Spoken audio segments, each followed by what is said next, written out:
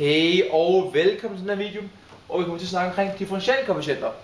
Der kommer ikke til at være nogle beviser, sindssyge mærkelige forklaringer eller lignende. Det bliver bare, hvordan finder jeg en differentialkoefficient for en ligning. Det er nemlig mange, der har problemer med. Så lad os bare kigge på, hvordan gør man det, og intet andet. Vi starter ved at komme med nogle eksempler, og så forklarer vi lige sådan rent teoretisk bagefter. Man kan sige, at den generelt måde man regner det på, sådan formlen for det, forklarer den, for den er sikkert volapyk for rigtig mange. Det var den for mig i mange år i hvert fald. Vi kigger på funktionen f af x lige med x i anden. Det er en simpel funktion. Så hvad gør vi her, når vi skal finde differentialkoefficienten? Det man gør, det er at kigge på den potens x sidder i. Det er anden. Så siger man det er minus 1, så den kommer til at hedde x i første. Så flytter man totallet ned foran, så den kommer til at hedde 2x. Det er sådan set bare metoden, som hedder 2x i første, eller bare 2x. Lad os få lidt mere avanceret. Vi har her 3x i anden plus 2x plus 27. Vi kigger først på x i anden. X i anden bliver til x, nemlig. Så vi x har totallet ned foran, hvis den kommer til at hedde 2x. Og så har vi 3 til her, som kommer til at hedde 3 gange 2x i anden, hvilket faktisk bliver til 6, da 3 gange 2 er lige med 6 normalt.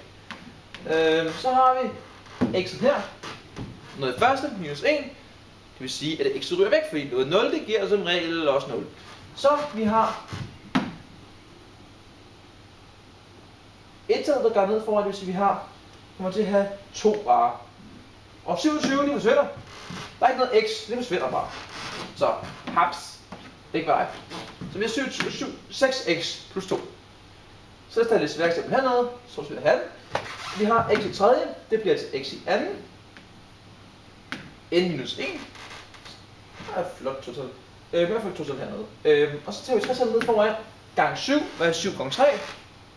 21, det er helt rigtigt. Tager 5x, hvad er x i første minus 1? Det er x i 0, det giver 0. Og så er der 1 ned foran, det vil sige 5. Og så har du forskriften. Så nu vil vi prøve at finde det på gangen. Så lad os prøve at forklare, hvad der sker generelt.